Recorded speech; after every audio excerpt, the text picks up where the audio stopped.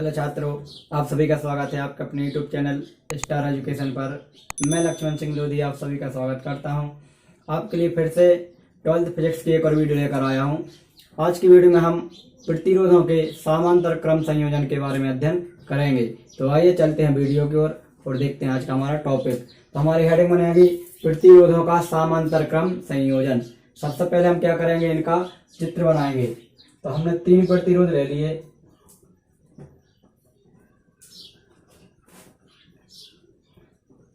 Paper में लिखा भी आ जाता है कभी कभी 4 प्रतिरोध, 5 प्रतिरोध, और जब कुछ लिखा ना है तो आप 3 प्रतिरोध लेकर हल कर लेना। 3 प्रतिरोध ले लिए और तीनों प्रतिरोधों को हमने समांतर क्रम में जोड़ दिया। समांतर क्रम में क्या होता है, जितने भी प्रतिरोध हैं सभी प्रतिरोधों के पहले सिरों को एक बिंदु पर जोड़ा जाता है और दूसरे सिरों को एक बिंदु पर जोड़ा जाता है। ठीक है, इस सिरे को हम सेल या बैटरी के धन ध्रुव से जोड़ देंगे। ठीक है, और इस सिरे को हम सेल या बैटरी के ऋण ध्रुव से। अब आप ध्यान रखना, जो प्लस वाला डंडा बड़ा रहता है माइनस वाला छोटा रहता है। बहुत से बच्चे गलती करते हैं। ये हमारा R1 प्रतिरोध, ये हमारा R2 प्रतिरोध, ये हमारा R3 प्रतिरोध, और ये धारा जा रही है I। ठीक है, अब यहाँ जाकर धारा 3 भागों में बढ़ जाएगी। इसमें हो जाएगी I1, इसमें हो जाएगी I2 और इसमें हो जाएगी I3। ठीक है, और सभी पर विभवांतर समान, क्योंकि समांतर क्रम में विभवांतर का मान कैसा होता है, समान होता है, तो सभी पर भी रहेगा। और ये धारा पूरी यहाँ आकर फिर I बन जाएगी। ठीक है, और ये हमारा सेल हो गया E। तो यहीं से इसकी परिभाषा निकलेगी।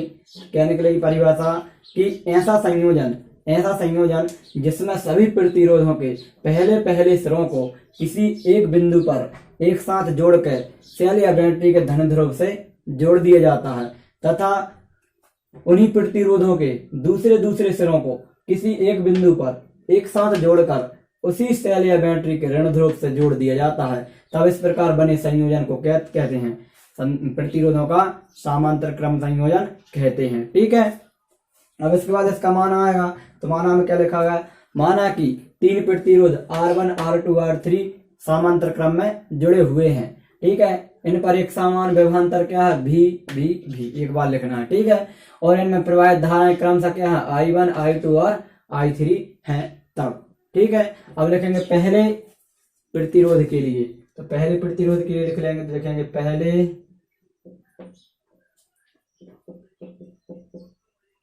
प्रतिरोध के लिए ओम के नियम से, ओम के नियम से। तो ओम का नियम क्या होता है, V बराबर IR। लेकिन पहले की बात चल रही, तो पहले में V, तो V है, R क्या है 1 है, और I भी क्या है 1 है। ठीक है, अब इसमें क्या समान होता है, विभवांतर। तो हम यहाँ से धारा का मान निकालेंगे। ठीक है, तो यह करके हो जाएगा I1 बराबर V अपॉन R1। जो यह करके हो गया, ये हो गया पहले के लिए। अब लिख लेंगे दूसरे प्रतिरोध के लिए।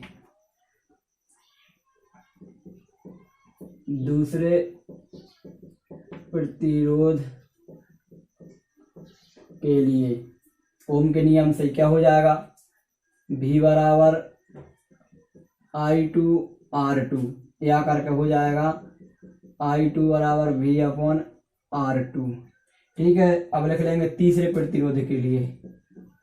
तीसरे प्रतिरोध के लिए क्या हो जाएगा, V बराबर I3 R3। तो यह करके I3 बराबर V अपॉन R3। ठीक है, अब इसके बाद क्या लिखेंगे, यदि इस पूरे संयोजन की बात चलेगी अब एक साथ लिख लेंगे, यदि कुल प्रतिरोध क्या हो जाएगा, कुल प्रतिरोध R, कुल विभवांतर V तथा कुल धारा I हो, तो ओम के नियम से, किससे, ओम के नियम से क्या हो जाएगा, V बराबर आई आर, या आई बराबर V अपॉन आर। ठीक है, अब हमने क्या निकाला, विभवांतर निकाले हैं, तो लिख लेंगे यहाँ पर कुल विभवांतर।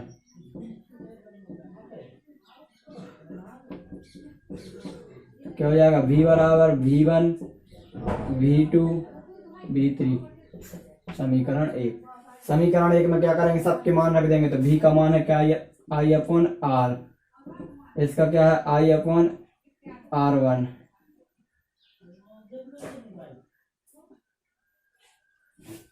सॉरी हमने किसका मान निकाला है, आई का मान निकाला है। तो यहाँ पर कुल धारा आएगी, कुल धारा आई बराबर I1 I2 I3, समीकरण 1। सबके मान रख देंगे। आई का मान क्या है, V अपॉन आर, I1 का मान क्या है, V अपॉन R1, इसका V अपॉन R2, इसका V अपॉन R3। ठीक है, ऊपर से V कॉमन आ जाएगा, तो V अपॉन R बराबर V common 1/R1 1/R2 1/R3, V सभी कैंसिल। जो बच गया वही हमारा क्या है आंसर, क्या बच गया है, 1/R बराबर 1/R1 1/R2 1/R3, यही हमारा क्या है आंसर है। ठीक है, अब इसका अर्थात लिखा गया यहाँ से। तो अर्थात में हम क्या लिखेंगे, कौन सा संयोजन है हमारा, समांतर क्रम संयोजन। तो लिख लेंगे प्रतिरोधों के समांतर क्रम संयोजन में कुल प्रतिरोध का व्युत्क्रम, किसका, कुल प्रतिरोध का व्युत्क्रम अलग अलग प्रतिरोधों के व्युत्क्रमों के, एक बटा में है इसलिए व्युत्क्रम बोल रहा है, व्युत्क्रमों के योगफल के बराबर होता है। अर्थात समांतर क्रम संयोजन में कुल प्रतिरोध का व्युत्क्रम अलग अलग प्रतिरोधों के व्युत्क्रमों के योगफल के बराबर होता है। ठीक है, ये हमारा क्या था, प्रतिरोधों का समांतर क्रम संयोजन। अब इसके बाद हमारे कुछ न्यूमेरिकल है, इन न्यूमेरिकल को सॉल्व करना है आपके लिए। मैं आपको थोड़ी थोड़ी हिंट कर देता हूँ। पहला चित्र बना हुआ है, अब आपको चित्र देखकर समझना है ये श्रेणी क्रम है या समांतर क्रम है। ठीक है, जौन सा क्रम उसी का फॉर्मूला लगाएंगे। ये कौन सा क्रम है, श्रेणी क्रम। तो श्रेणी क्रम के लिए फॉर्मूला क्या होता है, R बराबर R1 R2 R3। ठीक है, तो जो मान जो भी प्रतिरोध लगे हैं वो सब R1 R2 R3 के मान दिए हुए हैं, बस फॉर्मूले मान रखना, आंसर आ जाएगा। फिर इसके बाद जो दूसरा है, इसमें कौन सा क्रम है, समांतर क्रम। तो इसका फॉर्मूला क्या होता है, 1/R बराबर 1/R1 1/R2 1/R3। तो इसमें क्या करना है हमें, जब आंसर हो जाएगा तो फिर पलटना पड़ेगा, क्योंकि 1/R है, जब पलटेंगे तो R का मान निकलेगा, तो यहाँ की संख्या पलट जाएगी। जब सॉल्व कर लेंगे उसके बाद पलटना है। ठीक है, फिर इसके बाद तीसरा है, इसमें ये क्या है, श्रेणी क्रम, श्रेणी क्रम, यहाँ समांतर क्रम और यहाँ श्रेणी क्रम। तो पहले आप क्या करोगे, पहले समांतर क्रम को सॉल्व कर लोगे, यानी इन दोनों को सॉल्व कर लोगे, ये R1 का मान, ये R2 का मान, इनका मान सॉल्व करने पर जो भी मान आएगा वो भी श्रेणी क्रम बन जाएगा। फिर पूरे में श्रेणी क्रम का सूत्र लगा देना। पहले कौन सा फॉर्मूला लगेगा जी, 1/R बराबर 1/R1 प्लस 1/R2। इस फॉर्मूले से इसको हल कर लेना, फिर यहाँ भी श्रेणी क्रम बन जाएगा। फिर सभी को क्या कर देना, जोड़ देना।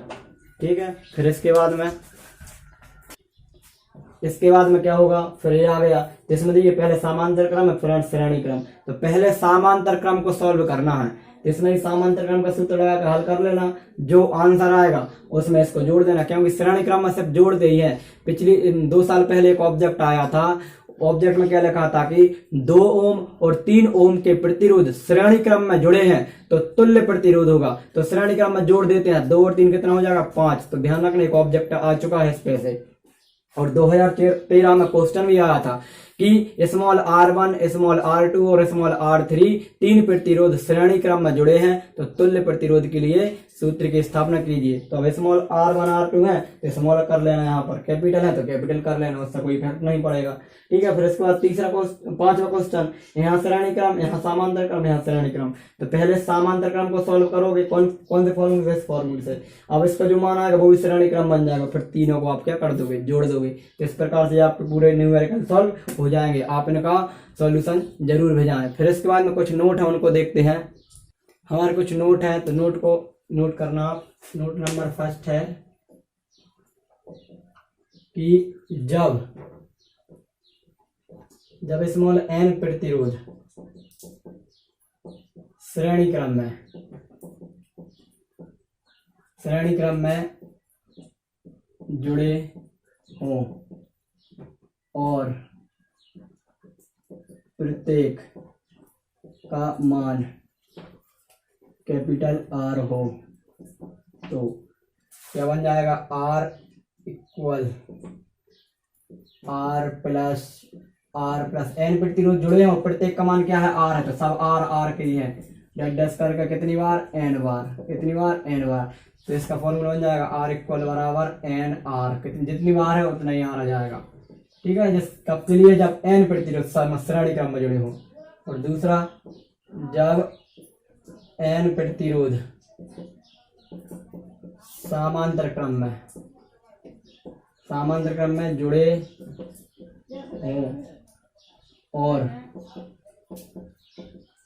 प्रत्येक का मान R हो तो क्या हो जाएगा, 1/R इक्वल, क्योंकि समांतर क्रम में बटा में चलता है, 1/R और प्रत्येक का मान R ही है तो 1/R डैश करके कितनी बार, n बार। तो इसका फॉर्मूला क्या बन जाएगा, R इक्वल बराबर n/R, क्योंकि ऊपर n बार गया है, नीचे R है तो R आ गया। इसको पलट के लिखेंगे तो R इक्वल बराबर क्या हो जाएगा, R/n। ठीक है, फिर इसके बाद में क्या हो जाएगा, हमारा एक और नोट है, हमारा नोट नंबर 3 है, मोस्ट इम्पोर्टेंट नोट है।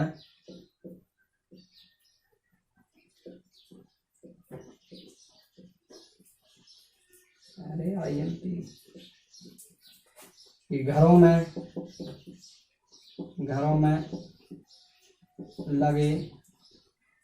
लगे सभी उपकरण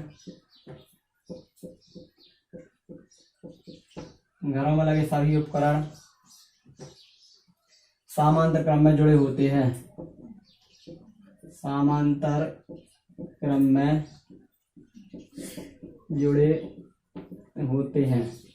तथा इन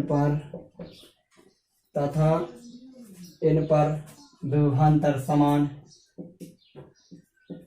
क्योंकि समांतर क्रम में विभवांतर समान होता है, विभवांतर समान 220 वोल्ट होता है। ठीक है, तो यहाँ से ऑब्जेक्ट बन जाता है कि घरों में जो उपकरण जुड़े होते हैं कौन से क्रम में लगे होते हैं, तो समांतर क्रम में। कौन से क्रम में, समांतर क्रम में। और घरों में कितने वोल्ट का विभवांतर यूज किया जाता है, 220 वोल्ट का। यदि इससे ज्यादा वोल्ट का विभवांतर आ गया तो हमारे बल्ब क्या हो जाते हैं, फ्यूज हो जाते हैं। ठीक है, जब भी बल्ब फ्यूज होते हैं तो आप समझ जाओगे कि 220 वोल्ट से ज्यादा विभवांतर उस पर आ गया है। ठीक है, तो आज की वीडियो में इतना ही। इसके बाद हम नेक्स्ट वीडियो में मिलेंगे, तब तक के लिए आप अच्छे से स्टडी करते रहें और जो होमवर्क दिया है उसको जरूर बजाएं। जय हिंद, जय भारत।